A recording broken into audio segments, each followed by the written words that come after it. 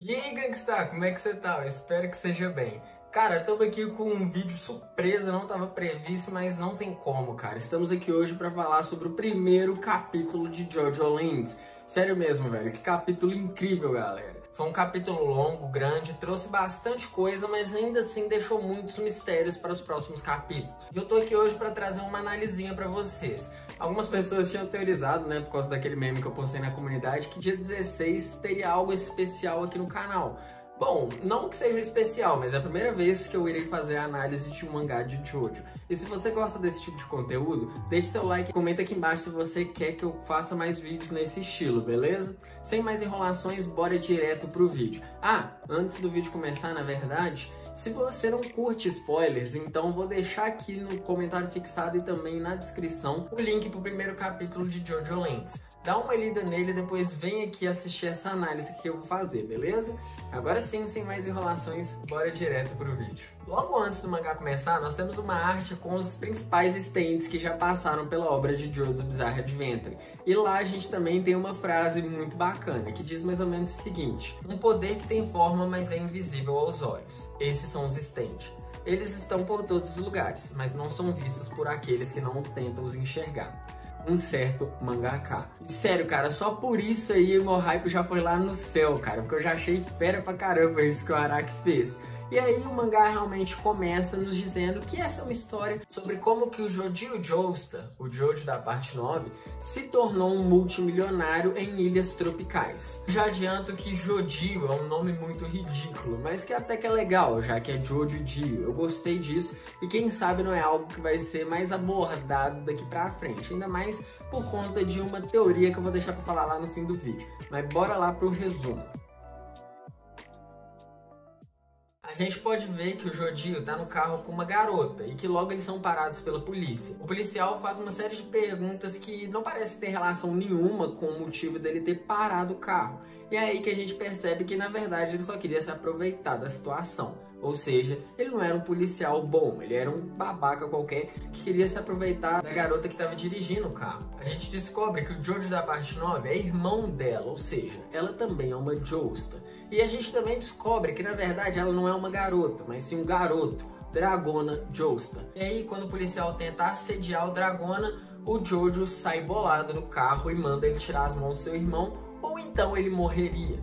O cara não acredita e continua, e aí o parceiro desse policial aponta uma arma pro Jojo e manda ele parar ou ele atiraria. O Jojo, sem pensar duas vezes, utiliza o seu stand. É aí que a gente tem o primeiro vislumbre do November Rain. Ele usa o seu stand para criar umas gotas de água, não entendi muito bem ainda qual que é o poder dele. Ele usa o stand dele para matar o policial. Vendo isso e sem entender o que tinha acabado de acontecer, o policial que ia tentar fazer aquilo com o Dragona puxa o gatilho. Porém, ele erra o tiro graças ao poder do Dragona, que põe o olho dele lá na nuca e faz com que a visão dele fique toda bugada. E aí a gente já percebe algumas coisas sobre a personalidade do Jojo e também do Dragona. O Jojo parece ser um cara mais agressivo, ele tem uma personalidade até bem semelhante com a do Fugo. Tanto é que ele mata os dois policiais, mesmo com o Dragona falando que não precisava daquilo. Ele não consegue se controlar e deixa a raiva falar mais alto e acaba matando os dois. E aí a gente descobre que os dois irmãos, na verdade, são bem delinquentezinhos, cara. Eles são bandidos. Após o incidente, o Dragona troca tanto a placa do carro quanto a imagem e o nome presente na carteira de habilitação utilizando seu stand. E eles levam esse carro roubado até uma espécie de desmanche. E lá eles recebem um pagamento pelo serviço. O Jojo tem 15 anos e o Dragona tem 18. E ambos são filhos e cuidados por Barbara Ann Joestar, que inclusive é uma mulher muito conhecida e querida onde eles moram. Ela trabalha em um aeroporto. Em um breve momento, o Jojo até diz que nas sombras os dois sempre protegem ela. Não fica muito claro o que isso quer dizer, então bora seguir o baile. Como se não bastasse ser um ladrãozinho safado, a gente descobre que o Jojo ainda tá na escola, mas não para fazer amigos ou então para estudar, mas sim para fazer coisas ilícitas, como por exemplo, traficar drogas. Sim, cara, o Jojo também é traficante. e a gente vê ele vendendo drogas para um outro aluno do colégio. O Dragona já se formou e trabalha em um lugar que se chama Boutique Aiko Aiko, onde a dona desse estabelecimento também é diretora da escola onde o Jodio estuda. E é aí que as coisas começam a fazer um pouco de sentido. Tanto o Dragona, quanto o Jodio, quanto um cara que aparece ajudando o Jodio a vender a droga para aquele cara lá da escola, o Paco, são funcionários dessa mesma mulher, Meryl May Ki.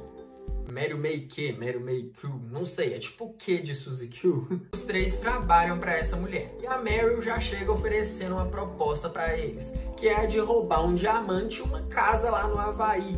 E quando eles fizessem isso, eles dividiriam, né, o valor. Ela ficaria com a maior parte, já que ela é a mandante, e os outros dividiriam 3% do lucro para cada um. Eles topam a ideia, e é aí que a Meryl diz que na verdade não seriam os três, mas sim os 4 a ir até esse local e fazer esse roubo. E quem é o quarto, você me pergunta? Ninguém mais, ninguém menos do que o cara que comprou a droga com o Jodio lá na escola. É basicamente isso que acontece de mais relevante nesse primeiro capítulo de Jojo Lands. Mas agora vamos comentar sobre os 3 stands que apareceram até o breve momento na história. Primeiro vamos falar do stand do Jodio, né, cara, do November Rain. Lembrando que tudo que eu vou comentar aqui é baseado em literalmente um vislumbre que nós tivemos, já que não foi explicado o poder de cada um dos stands até o momento. Mas o November Rain parece controlar o ambiente em que ele está. Pelo que eu entendi, parece que ele transforma os gases presentes no ambiente em líquidos. E para piorar, líquidos muito pesados, capazes literalmente de perfurar as pessoas. Porque é isso que ele faz com os 2 policiais que a gente vê aparecendo e abordando ele e seu irmão. Ou então ele simplesmente produz esses líquidos muito pesados a partir de si mesmo. O design do stand é muito bizarro, cara. Quando eu bati o olho eu já falei, cara, isso aqui é Jojo mesmo, porque olha o design desse bicho. Baseado no pouco que a gente conhece sobre a personalidade do Jodio, eu achei que esse stand combinou demais com ela. Mas eu concordo também com pessoas como Edu Blaine, que disseram que November Rain não é um nome tão marcante assim para o stand de um protagonista. Realmente eu acho que podia ter sido um nome melhor. Agora falando do Dragona, cara, que pô, é o melhor personagem até o breve momento. O Dragona tem um stand que se chama Smooth Operators, e ele parece ser uma mistura do Harvest com aquele stand do Josho, né, cara, da parte 8. Já que o stand são vários pequenos soldadinhos e que eles conseguem desmontar ou remodificar a forma de tudo aquilo que eles encostam. Afinal, a gente vê o Dragona passar os olhos do policial pra nuca. E também a gente vê ele trocando nome e foto da carteira de habilitação e também modificando a placa do carro. Por último, cara, o Paco Lovelands, se não me engano é esse o nome dele mesmo. O Paco tem um stand que se chama The Hustle. E apesar dele não ter aparecido de forma física, diferente do November Rain e do Smooth Criminals, a gente já sabe o que a habilidade dele faz. Mais ou menos, né? A gente sabe, na verdade, que o Paco utiliza a habilidade dele para roubar, cara. Todo mundo trombadinha nessa parte, até o breve momento. E o stand dele se manifesta nos músculos. Por exemplo, o próprio Jodio disse que o Paco consegue roubar utilizando as costas de sua mão, cotovelo, as próprias costas, sem dobrar ou nada. Ou seja, o stand basicamente usa, né, ele para apertar assim, só que para dentro, e grudar as coisas na pele do Paco. A gente vê ele fazendo isso 2 vezes. Uma, a Dragona pega ele, não deixa ele fazer isso. Outra a gente vê logo lá no final, quando tá apresentando, né, os 3 stands. Quando ele tá com um relógio grudado, se eu não me engano, nas costas dele. Se vocês me permitem dar uma nota para esse primeiro capítulo, eu daria um 9 de 10. Porque eu gostei muito da forma que as coisas foram abordadas. Mas em alguns momentos, eu senti que isso não foi de uma forma muito legal, eu diria. A gente não sabe muito sobre os nossos protagonistas, né? Esses 3 aí que eu já falei deles o vídeo inteiro. Porém, a gente já viu um pouco sobre as personalidades e sobre os poderes deles. Isso aí já é algo bem legal. Mas por que eu não dei um 10? A maior parte das coisas é explicada pelo Jodio. E isso é uma coisa que eu gostei, porque parece que é o Jodio do futuro contando essa história de como ele se tornou multimilionário. Isso é muito legal. Eu gosto quando as histórias exploram esse lado de o protagonista tá contando a história, mas não é o protagonista de agora, e sim ele que já viveu aquela história como se ele estivesse, sei lá, contando para um filho, para um amigo, dando uma entrevista, enfim, por aí vai. Eu acho que isso é uma forma muito legal de aproximar o leitor com a obra, mas eu senti que em alguns momentos isso foi feito de forma desnecessária, como por exemplo quando ele tá dizendo como ele é, a forma dele agir, ou por que que ele é diferente das outras pessoas, por que que ele é melhor do que as outras pessoas na idade que ele tem. Sei lá, eu senti que aquilo poderia ter sido feito de outra forma e não só jogado assim na nossa cara do nada. Também eu não dei um 10 porque teve uma cena que eu não entendi o que raios aconteceu, que foi a cena do ônibus, cara. Quando o cara chegou pra meio que comprar a droga com o Jodinho no busão, o cara mostrou o dinheiro pra ele, o Jodinho ficou bolado, pulou pra cima dele, os dois saíram rolando lá igual briga. Aí eles desceram do busão e o Jodinho já tava tipo, ah, não, velho, tal, foi mal, não sei o que. Não entendi. Literalmente não entendi. Talvez isso aí seja algo que seja explicado mais pra frente. Ou então eu que sou muito lerdo mesmo e não entendi o que isso significa. Mas eu não gostei disso, cara. Porque eu li aquilo umas 3 vezes e eu fiquei tipo, tá, mas por quê? O que eu perdi aqui que ele ficou tão bolado? Mas antes de eu continuar o vídeo, eu gostaria de pedir para você deixar seu like aqui embaixo, caso você esteja gostando dele, e compartilhar para aquele teu amigo Jojo Feg, para ele já ficar a par de tudo que aconteceu nesse primeiro capítulo de Jojo Lands. E também gostaria de chamar você para se inscrever aqui no canal, caso você ainda não seja inscrito. Porque dessa forma você me ajuda pra caramba com o meu trabalho aqui no YouTube e também faz parte da Brute Gang, cara. Mas agora bora falar de forma geral sobre essa nova trama que a gente acabou de conhecer. A gente não sabe a data exata de quando se passa Jojo Lands, mas eu arriscaria dizer que é em 2022 ou final de 2021. Porque eles citaram a pandemia. Sim, eles citaram a pandemia lá no mangá. Isso faz aquela teoria do Covidão ser o Purple Haze Distortion canônica, cara. Sim, acabei de colocar aqui que essa teoria é canônica, já que agora o Covidão é uma coisa lá no universo de Jojo também.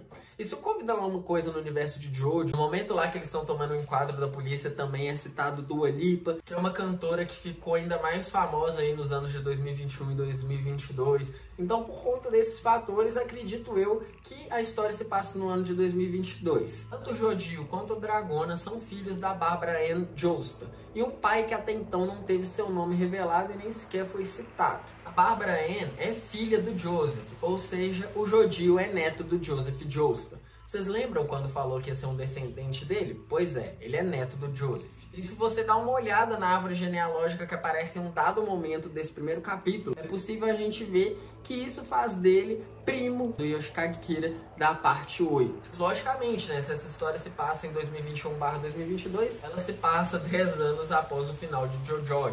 Inclusive, meu Deus, Jojo Lands vai ser difícil, cara. Uma hora eu confundo uma com a outra. Deu pra perceber uma coisa, é que apesar do nosso camaradinha bem provavelmente ser um herói, né, uma pessoa do bem, ele não é uma pessoa boa. E convenhamos, né, galera? Eu nem tô falando pelo fato dele ter matado os policiais que estavam tentando abusar do irmão dele. Isso aí eu até relevo.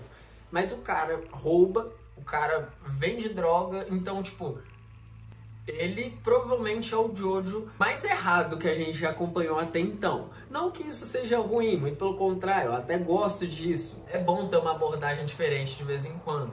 Inclusive, eu até tava com a teoria de que esse camarada ia acabar sendo um vilão, né? Até então, eu creio que eu tô acertando. E se você não sabe que teoria é essa, vai lá ver nosso vídeo iceberg, tá aí no card. Como eu mencionei também, o Jodie parece narrar a história. Mas não o Jodie presente que tá atuando, mas sim um Jodie que já vivenciou tudo isso.